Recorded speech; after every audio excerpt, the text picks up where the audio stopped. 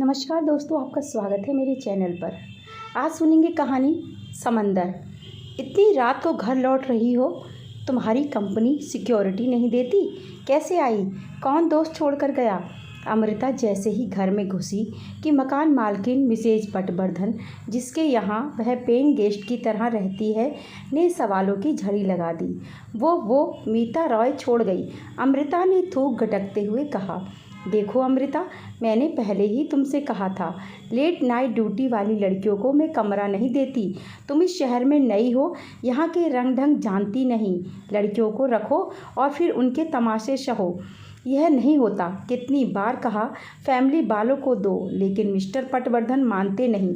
कहते हैं फैमिली वालों के नखरे ज़्यादा होते हैं। लड़कियां घर में रहती ही कितना है, घर ठीक रहता है। अब वहीं खड़ी रहोगी महारानी कि अंदर भी आओगी?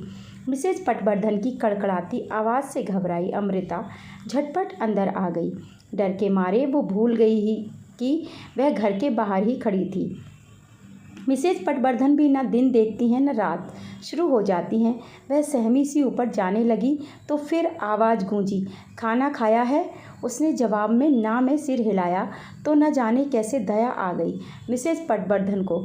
रुको, चाय पीकर जाओ, फिर नहा लेना, तब तक खाना गर्म करके लगा दूंगी। वह चुपचाप डाइनिंग टेबल पर बैठ गई। इतने में मिस्टर पटवर्धन भी आ गए। अमृता बेटे आ गई? जी, उसने धीरे से जवाब दिया। अरे थोड़ी चाय मैं भी ले लूँगा, कहते हुए वह धीरे से बोले, अभी देखना मैडम जी शुरू हो जाएंगी। 3 कप चाय लाकर रखती मिसेज पटवर्धन बोली, डॉक्टर ने मना किया है, यूं ही रात भर नींद नहीं आती। चाय पी लेंगे तो और नींद उड़ जाएगी। लो थोड़ी सी ले लो। कहते हुए वे वहीं बैठ गईं। कमरे में चुप्पी थी। अमृता धीरे धीरे चाय गटक रही थी और मिसेज पटवर्धन उसे तिरछी निगाहों से टटोल रही थी। चाय खत्म कर नहाकर सारी थकान उतर गई।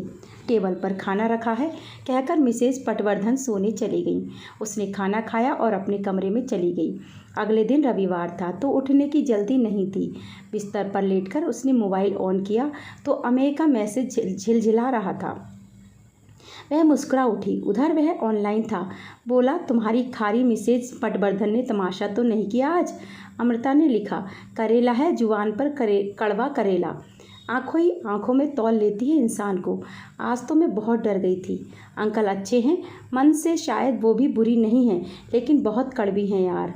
शुगर पेशेंट हैं मिसेज पटवर्धन। आजकल देख रहा हूँ लोगों की जुबान कड़वी होती जा रही है और उनके ब्लड में शुगर बढ़ रही है। व्हाट अ कंट्राडिक्शन, लिखकर उसने हंसने वाला इमोजी भी भेजा। अरे हाँ, सच कह रहे हो, शक्कर बढ़ी तो मिठास बढ़नी चाहिए, लेकिन यहाँ तो कड़वापन बढ़ता है। लगता है करेले का रस पीते पीते खुद करेला हो गई हैं, या सारे समंदर का खारापन भरा है उनमें। उसने भी जवाब के साथ एक इमोजी भेजी। अम्मा छोड़ो, कहाँ करेला, शुगर लेकर बैठ गए हम। कल क्या कर रही हो? यह पूछने के साथ उसने एक शरारती इमोजी भेजी। देर तक सोऊंगी, फिर देखती हूँ, उसने रिप्लाई में लिखा। चलो कल मूवी देखने चलते हैं, अमेय ने पूछा। अरे ये आंटी ना यहाँ माँ बाप बनी बैठी हैं, इतने सवाल करती हैं जितने मम्मी पापा ने नहीं किए होंगे। हॉस्टल वार्डन है पूरी, पता है पूरी कॉलोनी थर थर काँपती है इनसे। हर आने जाने वाले पर नज़र। फालतू हैं, दिन भर आसपास क्या चल रहा है उस पर ध्यान रहता है। अपने पेइंग गेस्ट पर तो अपनी आंखों के सीसीटीवी कैमरे से नज़र रखती हैं। अब छोड़ो आंटी पुराण, थोड़ा रोमांटिक हो जाओ, कल मिलते हैं, अमेय ने लिखा। ओके गुड नाइट लिख उसने फ़ोन बंद कर दिया और बिस्तर पर लुढ़क गई। छोटे शहर से इस महानगर में मुंबई में आई थी अमृता। एक आईटी कंपनी में अच्छा जॉब मिला और पास ही यह पेइंग गेस्ट बंगला भी। मुंबई जैसे महानगर में ऑफिस के पास घर होने से ज़्यादा सुकून देने वाली कोई दूसरी बात नहीं हो सकती थी। सो मिसेज पटवर्धन के थोड़े कड़वे व्यवहार को भी सह लेती अमृता। गगनचुंबी इमारतों के बीच मिस्टर एंड मिसेज पटवर्धन का यह पुश्तैनी मकान, जिसके ऊपर की मंजिल पर यह दंपत्ति पेइंग गेस्ट रखता है, काफ़ी अलग थलग सा दिखता है। ऊपरी मंजिल पर 3 कमरे थे। अमृता के बगल के दोनों कमरों में 2 और लड़कियां रहती थी। एक कॉल सेंटर में थी, उसकी रात की ड्यूटी रहती थी, उसके आने के पहले निकल जाती थी, इसलिए उससे मिलना जुलना बहुत कम होता था। दूसरी एयर होस्टेस थी तो उड़ती फिरती, कभी कभी संडे को ही मुलाकात हो पाती। ओके गुड नाइट लिख उसने फ़ोन बंद कर दिया और बिस्तर पर लुढ़क गई।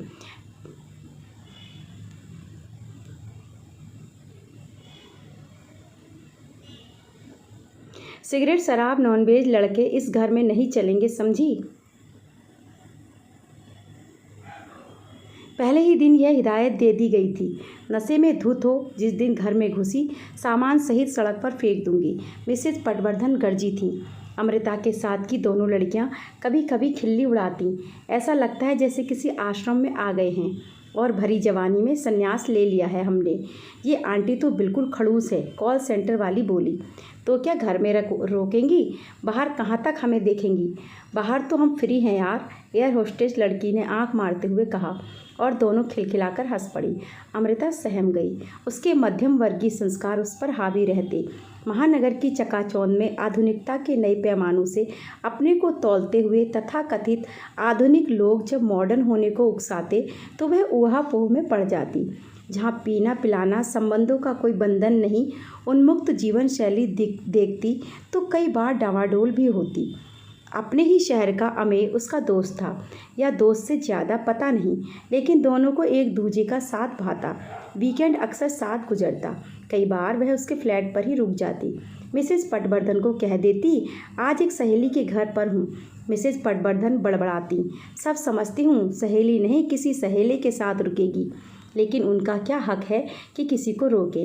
अपने घर में रोक सकती हैं, बाहर कौन क्या करता है उस पर उनका बस नहीं है।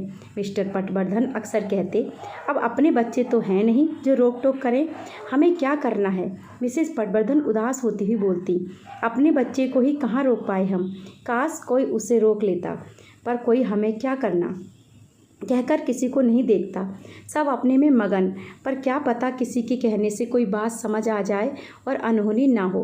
पटवर्धन के पास कोई जवाब नहीं होता। जिस दुख के साथ दोनों जी रहे थे, उनकी भनक भी अमृता को नहीं थी। ऐसे ही दिन बीत रहे थे। अमृता और अमेय अपने रिश्ते में आगे बढ़ चुके थे, लेकिन लिव इन में नहीं रह रहे थे, शादी करना चाहते थे। मिसेस पटवर्धन और मिस्टर पटवर्धन भी अमेय को जानने लगे थे। एक दो बार वह घर पर भी आया था मिसेज पटवर्धन की अनुपस्थिति में। हालांकि मिसेज पटवर्धन का खारापन कम नहीं हुआ था। गाहे बगाहे कह देती, जमाने में कैसे कैसे लोग हैं, संभल कर चलना चाहिए। लेकिन आजकल के बच्चे तो बड़े बूढ़ों को कुछ समझते नहीं। जब वे ऐसा कहती तो उनके लहजे में कड़वाहट के साथ साथ एक दर्द भी उभर आता। अमृता को अब आदत सी हो चली थी। वह सोचती, थोड़े समय की बात है, अमेय से शादी के बाद तो वह चली ही जाएगी यहाँ से। ऑफिस की सहेली मीता राय भी उसके और अमेय के बारे में जानती थी। वह बेहद खुले विचारों वाली बिंदास लड़की थी। मीता इस महानगर में रहकर कैसे अपने शौक पूरे करती, यह देख अमृता हैरान रह जाती। अक्सर मीता उससे कहती भी, अरे अमृता जी, ले जिंदगी बार बार नहीं मिलती, क्या पाप क्या पुण्य, सब बेकार की बातें हैं। अपना तो खाना पीना, घूमना फिरना और मौज करने का ही फंडा है। ये शादी वादी अपने बस की नहीं। बंध के कौन रहे, आज़ाद पंछी हूँ मैं और तू पिंजरे की चिड़ैया। उसने अमृता की इस शहर में बड़ी मदद की थी, इसलिए वह कुछ बोलती नहीं। अमृता खींच जाती, लेकिन बरसों पुरानी दोस्ती तो नहीं तोड़ सकती थी ना। जब से उसे उड़ती उड़ती खबर मिली थी कि मीता ड्रग्स लेने लगी है और सप्लाई भी करती है, तब से अमृता ने उससे दूरी बना ली थी।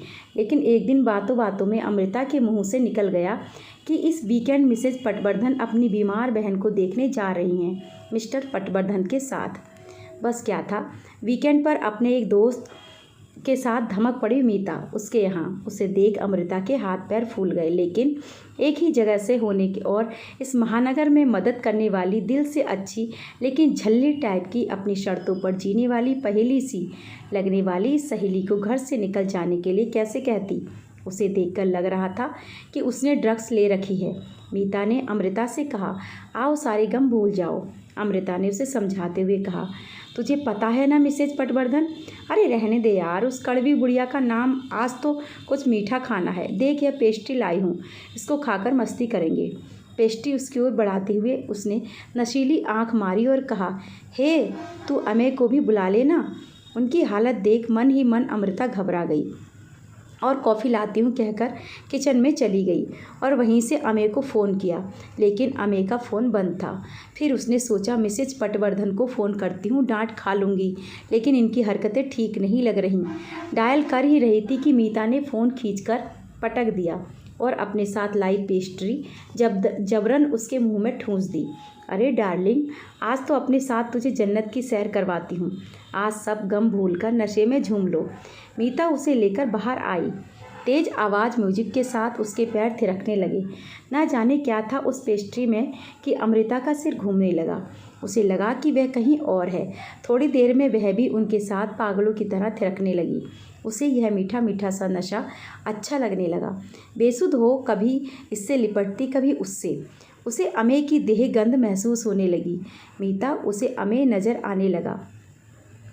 तेज म्यूजिक और पागलों की तरह नाचते, अश्लील हरकतें करते 1 घंटा गुजरने को था, लेकिन पागलपन था कि थमने का नाम नहीं ले रहा था। तभी घंटी बजी। बहुत देर तक बजती रही। बेसुध अमृता को आवाज़ सुनाई दी तो लड़खड़ाते हुए उसने दरवाज़ा खोला। सामने पटवर्धन दंपत्ति थे। वह बेसुध थी। हिचकी लेती हुई उन्हीं की बाहों में झूल गई। होश में आई तो अपने को अस्पताल के बिस्तर पर पाया। पास में अमेय और मिस्टर पटवर्धन थे। सिर दर्द से फट रहा था। याद करने की कोशिश की तो सब याद आया। भय और शर्मिंदगी से सिहर उठी वह। अमेय, मैं उसने बोलने की कोशिश की। कुछ मत कहो, ठीक हो जाओ फिर बात करते हैं, अमेय ने कहा। मिसेज पटवर्धन भी आ गई थी। बोली कुछ नहीं, लेकिन अमृता को उनसे डर लग रहा था। 2 दिन बाद जब वह ठीक हुई तो मिसेज पटवर्धन ने कहा, अभी तुम्हारे घर पर कुछ नहीं बताया है, कहो तो बता दूं। अमृता फपक फपक कर रो दी। उस रात तुम्हारे हाथ फ़ोन डायल हुआ था और मैंने उठा लिया।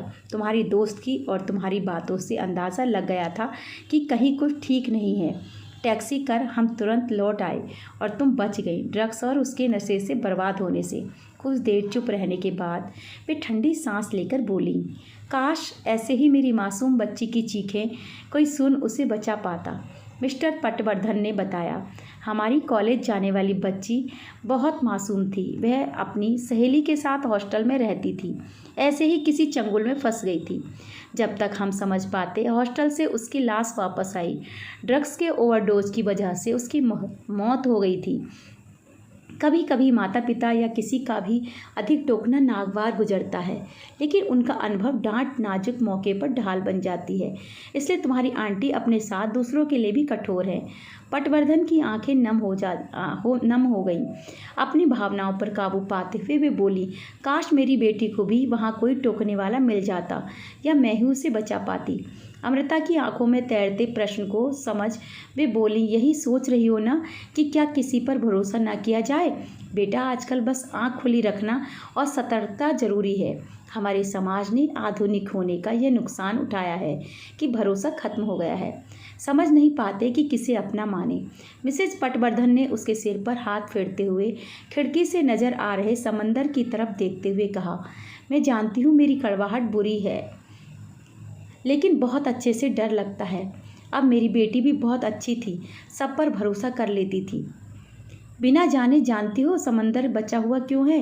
क्योंकि वह खारा है। सोचो, जो वह गंगा के पानी की तरह मीठा होता तो क्या अब तक बचा रहता? अपने अंदर की अच्छाई, मासूमियत, मिठास को बनाए रखने के लिए कभी कभी खारा होना होता है, ताकि हर कोई ऐरा गैरा नत्थु खैरा तुम तक ना पहुंच सके। जिसे तुम्हारे अंदर के रत्नों की कीमत पता होगी, वह तो तुम्हें प्रयास से पा ही लेगा। लेकिन इस दुनिया में अपने को बचाने के लिए थोड़ा खारापन जरूरी है। अमृता और अमेय समझ गए थे कि इस महानगर में अपने अमृत को बचाना हो तो समंदर बनना होगा। दोस्तों, ये थी आज की कहानी। आपको कैसी लगी कमेंट करके मुझे ज़रूर बताएं और इसी तरह की कहानियों के लिए मेरे चैनल को ज़रूर सब्सक्राइब कर लें। वीडियो को लाइक और शेयर भी ज़रूर करें और इस कहानी को अपने नए मित्रों के साथ, नई जनरेशन के बच्चों के साथ ज़रूर शेयर करें। धन्यवाद।